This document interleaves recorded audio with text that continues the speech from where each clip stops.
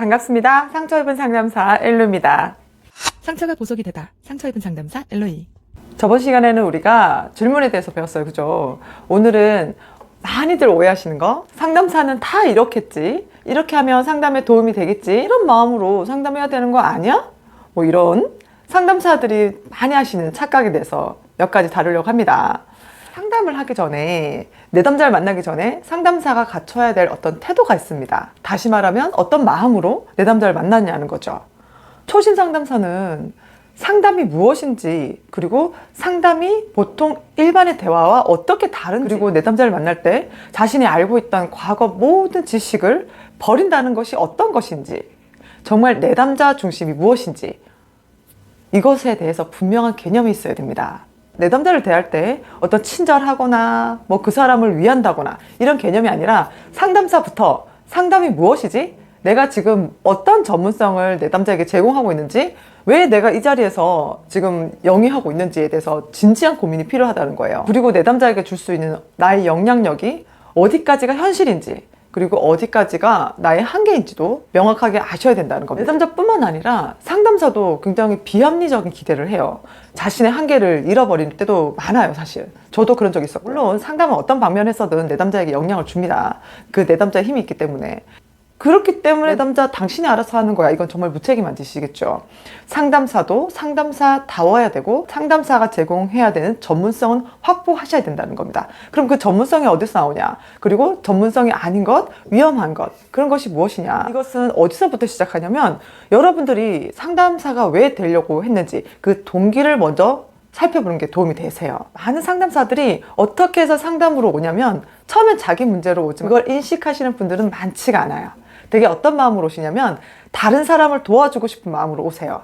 정말 이 상담사라는 직업, 요 가치를 따져보면 너무 숭고하잖아요. 누군가의 마치 영혼을 살리는 듯한, 그죠? 어떤 생명을 살리는 듯한 굉장히 의미 있는 일이란 말이에요. 많은 상담사 선생님들이 누군가를 구원해 주시고자 하는, 뭐 이렇게 표현하기가 굉장히 대단한 것처럼 보이는데 사실 그 마음이에요. 누군가를 도와주고 싶어 하는 마음, 누군가의 어떤 수렁에서 구해주고 싶은 마음, 굉장히 어려운 환경에서 힘든 과정에서 고통 가운데 있는 그분을 본인이 도와주고 싶단 말이에요. 물질로 도와주긴 힘드니까, 그죠? 그 사람이 어떤 고기 잡는 방법을 가르쳐서 그 사람 인생에 큰 변화가 있길 바란단 말이에요. 그래서 대표적으로 여기 오시는 분들 중에 사회복지사 선생님들이 참 많이 오세요. 혹은 교육자 선생님들. 이 말을 들으면 조금 기분 나쁘실 수 있는데요.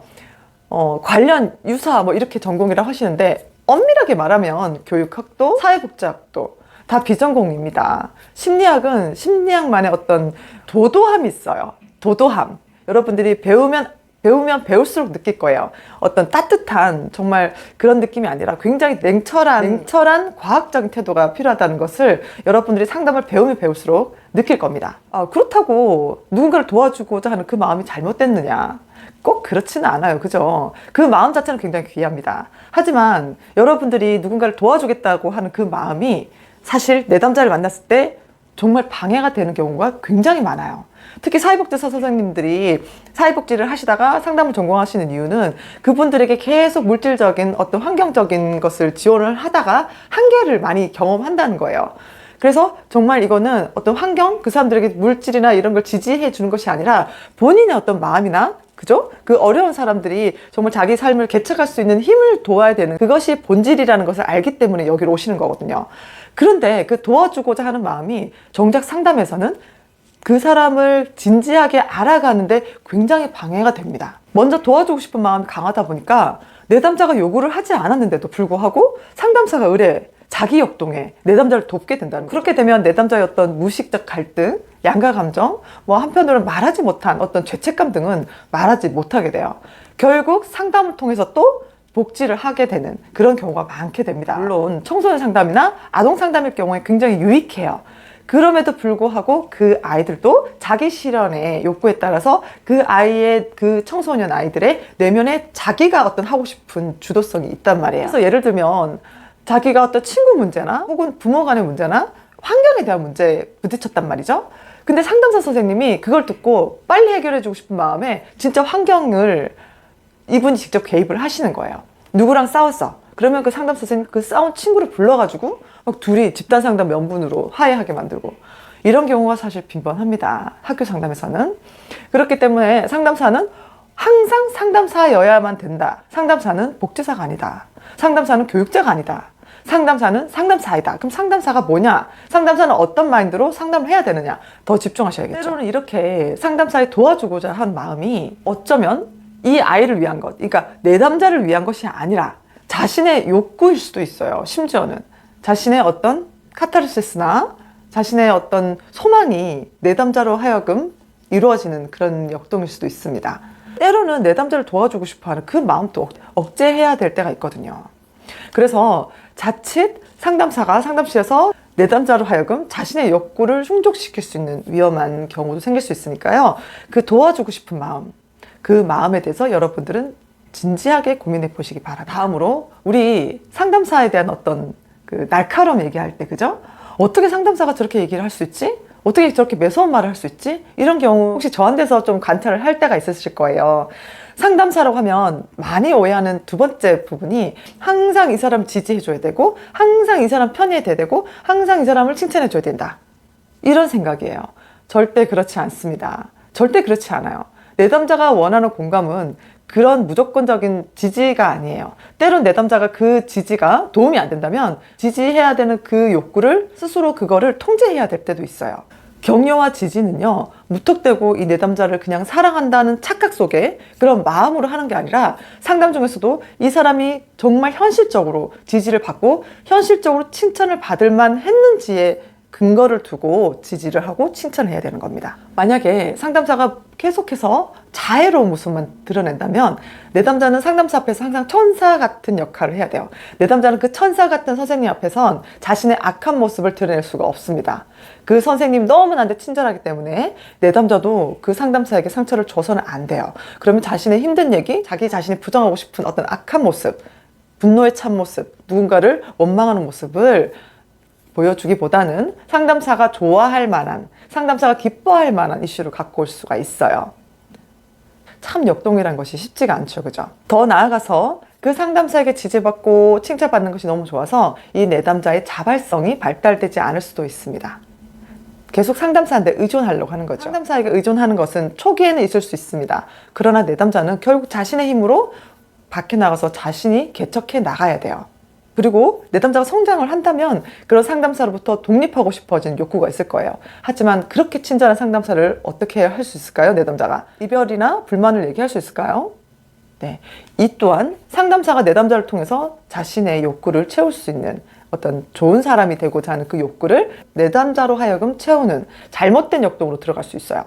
정말 위로가 필요한 내담자, 정말 상담사에게 위로를 받으려고 하는 내담자 있죠. 그런 분들께는 위로해 줄 수 있어요. 그런데 한 번은 확인해야 돼요. 아무개님, 이 부분이 너무 힘들었을 것 같아요. 정말 그동안 위로해 주는 사람도 없었고 너무 힘들었네요. 그죠? 자, 방금 제가 드린 이 위로가 어떻게 들리셨어요? 혹시 이 위로를 스스로에게 해줄 수는 없을까요? 만약 밖에 나가서 저처럼 아무개님한테 이렇게 위로해 줄 사람이 없다면 우리 아무개님은 어떻게 위로를 받을 수 있을까요? 위로받을 수 있는 방법이 혹시 없을까요? 이렇게 내담자가 자신이 위로를 받고 싶어 한다는 것도 자각시켜야 될 필요가 있고, 때로는 모든 내담자가 그렇다는 건 아니고, 그리고 내가 지금 누군가에게 의존하고 있구나, 누군가에게 위로를 받으려고 하는 어린아이 습성이 있구나 라는 것을 상담을 통해서 알려줘야 됩니다. 뭐 이거는 간단한 예예요. 다 그런 건 아니에요. 그리고 우리 나이 많으신 우리 선생님들, 뒤늦게 시작하신 선생님들, 그죠? 제가 종종 얘기합니다. 그 연륜은 무시할 수 없어요. 맞아요. 그 연륜은 우리가 절대 무시할 수 없습니다. 그런 노련함은 이론과 함께 어우러지고 자신의 문제를 다듬고 그리고 그것이 온전하게 상담에 묻어진다면 정말 짱일 거예요, 진짜. 근데 자신의 경험이 자칫 꼰대와 같은 그런 나 때는 말이야 라면서 내담자를 가르치거나 훈수 둘 수 있는 잘못된 상담이 될 수도 있어요. 자신이 살아온 배경 때문에 내담자의 말을 끝까지 들어보지도 않고 아, 저 부분 당연히 이렇지. 대부분 사람들 그렇지 뭐. 이런 생각으로 내담자의 핵심 감정이나 내담자의 스토리를 간과할 수가 있다고요. 그래서 오히려 경험이 굉장히 위험할 때도 많습니다. 예를 들어서 저도 왕따 경험, 뭐 성적인 부분, 부부관계, 자식, 뭐 빼놓을 수 없는, 그러니까 굉장히 많아요. 그죠? 그렇지만 그 사람이 경험하는 거랑 제가 경험한 거랑 분명히 다를 거란 말이에요. 그때 제가 말씀드린 현상학 안에서 어떻게 그 사람과 내가 같은 경험을 했겠냐고요. 똑같은 사건이더라도 그 안에서 경험했던 것은 다를 수가 있다고요. 그럼 상담사는 자신의 경험을 내려놓고 그 내담자를 궁금해야 되는데, 의뢰, 당연해, 그 느낌 알아, 더 묻지 않는 거예요. 그러면 내담자는 계속 오해받는 느낌 들 것이고, 상담사가 해주는 그런 식상한 말들이 지루하게 느껴질 거예요. 그리고 나를 궁금해하지 않는 상담사에게 계속 상담받고 싶을까요? 아니죠. 그가 생각하는 그 마음이 아니라는 거를 내담자가 계속 이해시키고 싶어 할 거예요. 그러다 보면 내담자 지치겠죠. 그래서 여러분들의 경험은 상담 안에서는 깨끗하게 백지화 상태에서 내담자를 만나야 되는 겁니다. 그러려면 어떻게 하겠어요? 순간순간 그런 말들을 하면 떠올려지는데, 네, 상담 선생님들도 분석을 받으시고 자기 통찰을 많이 하셔야 돼요. 이게 저번에 제가 상담 실력 늘리는 방법 중에 제일 좋은 방법이라고 했죠. 그 다음으로, 상담은 정말 상담사 혼자 책임을 져야 될까요? 아니에요. 제가 앞서 접수 면접이나 여러 영상에서 다뤘을 거예요. 상담은 절대 상담사 혼자 하는 게 아니에요. 누구와 같이 해요? 내담자와 같이. 정신역동치료에서는 어떤 말을 하냐면, 상담사는 지금 내담자와 작업을 하지만 내담자의 문제와 작업을 하는 것이 아니라 내담자의 어떤 건강한 부분과, 그리고 내담자의 자발적인 모습과, 그리고 내담자의 자아를 내가 만난다. 상담실 안에서. 그래서 그 내담자의 자아, 그 내담자의 기능적인 자아와 내가 협력해서 그 문제를 함께 다룬다는 거예요. 물론 이거는 이론마다 틀려요. 아셨죠? 저는 정신역동 쪽인 치료를 많이 하기 때문에 그 부분을 굉장히 중요시하게 둡니다. 그래서 더욱이 내담자 협조가 필요한 거예요. 더 나아가서 내담자가 어리다면 내담자 부모님들과도 같이 협조를 하는 거예요. 부모님 상담 때도 저는 최선을 다할 겁니다. 그러나 어머님, 아버님 두 분 또 최선을 다해주세요. 저 혼자 최선을 다한다고 해서 이 아이가 바뀌지 않아요. 아이를 만날 때도 그렇고 성인을 만날 때도 똑같아요. 저 혼자 열심히 한다고 해서 여러분의 상황이 바뀌지 않습니다. 하지만 저는 아무개님을 위해서 최선을 다할 거예요. 그러니 아무개님도 이 시간에 최우선을 두시기 바랍니다. 이렇게 내담자가 이 상담에 대해서 굉장히 중요도를 높일 수 있도록 동기부여를 해야 되고, 내담자에게 이 상담은 나 혼자 책임지는 게 아니야. 나한테 의존해서는 안 돼. 나랑 같이 가는 거야. 내가 네 문제를 다 해결해 줄 수는 없어. 우린 같이 해결하는 거야. 윈, 윈. 이렇게. 아셨죠? 그래서 상담사는 이 내담자와의 관계에서 공동 작업 중이라는 것을 알려줘야 돼요. 그러면 상담사가 내담자를 공격하거나 뭐 내담자를 비난하거나 그래서는 안 되겠죠. 내담자의 건강한 부분과 계속 협력하려고 애써야 돼요. 끝으로 제가 상담사 코스프레 하는 부분이 있어요. 우리 상담사 선생님들이, 저도 물론 그랬어요. 상담사는 왠지 되게 도도하고 되게 차분하시고 우아하시고 수준이 높으시고, 그러니까 박식하시고, 그죠? 굉장히 그런 느낌이란 말이에요. 그렇지만 그렇지는 않아요, 상담사가. 오히려 상담사가 굉장히 당황할 수 있을 법한 상황에서 엄청나게 애써 당황하지 않은 척을 하면 그걸 통해서 내담자는 무엇을 느낀다는 겁니다. 이건 무슨 말이냐면, 상담사 입장에서 내담자가 나를 어떻게 볼까라는 고민을 하는 것이 아니라 지금 내 모습을 보고 내담자가 어떻게 해석할까, 어떻게 받아들일까를 집중을 하라는 거예요. 만약에 내담자가 상담사의 작은 민감한 태도에도 굉장히 불안해하는 내담자는 상담사가 어떻게 해야 돼요? 자신이 올라오는 이 불안에 대해서 차분하게 다루는 모습을 보여주는 거는 굉장히 롤모델이 되겠죠. 상담사도 실수할 수 있어요. 왜냐하면 상담사도 너무나도 평범하고 너무나도 연약한 인간이니까요. 내담자가 참고해야 되는 상담사의 어떤 상은 굉장히 대단하고 성인군자 같은 모습이 아닙니다. 정말 허점도 많고, 그리고 실수도 많은 그런 인간다운 인간이에요. 정말 지극히 인간 냄새 나는, 그죠? 그러나 막 허둥지둥 막 실수하는 모습 막 보여주면 돼요? 앞에서 말씀드렸듯이 이런 내 모습이 내담자가 나를 어떻게 볼까가 아니고, 나를 보는 이 내담자가 지금 나를 통하여 어떤 영향을 받을 수 있을까를 고민하라는 거예요. 일은 저지를 수 있어요. 실수할 수 있어요. 그죠? 많이 실수할 수 있어요. 그러나 그 실수는 이후에 어떻게 처리하는지가 중요합니다. 실수했는데도 뻔뻔하게 아닌 척, 괜찮은 척, 안 놀란 척 이러는 게 중요한 게 아니라요. 놀랄 수 있어요. 내담자가 질문을 던지는 것에 순간 당황할 수 있다고요. 그럼 당황을 하는 모습을 보이는 것이 수치스럽다고 해서 아닌 척 치침대고 내가 언제 그랬어요? 이렇게 하면 저는 정말 이거 너무 싫어요. 상담사 선생님들이 자신도 모르게, 이게 사실 이런 페르소나가 굉장히 개발이 됩니다. 그래서 특히 이 부분은 선생님들께 조심하라고 말씀드리는 거예요. 그냥 자연스럽게 실수하는 모습 보이더라도 뒤늦게라도 다음에기라도, 아, 제가 그때 이런 실수를 좀 저질렀는데 어떻게 보이셨을지 걱정이 됐어요. 너무 미숙한 모습이었죠. 제가 이렇게 좀 부족한 사람입니다. 어때요? 이 부족한 사람에게 상담받는 거 괜찮으세요? 당신이 기대하는 그런 굉장히 수준 높고 이런 우아하고 이런 사람이 아닐 수도 있는데 괜찮겠어요? 하지만 저는 아무개님을 위해서 최선을 다할 겁니다. 오늘은 이렇게 상담 선생님들이 오해할 수 있는 여러 가지 부분을 얘기를 해봤어요.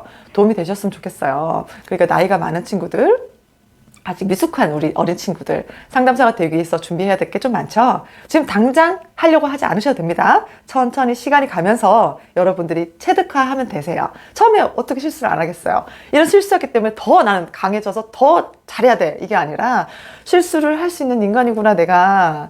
그러면 나는 앞으로 다음 내담자를 어떻게 만나야 내담자가 좀 더 편안하게 나를 만날 수 있을까? 이렇게 고민해보다 보면 여러분은 어느 순간 쑥쑥 커 있을 거예요.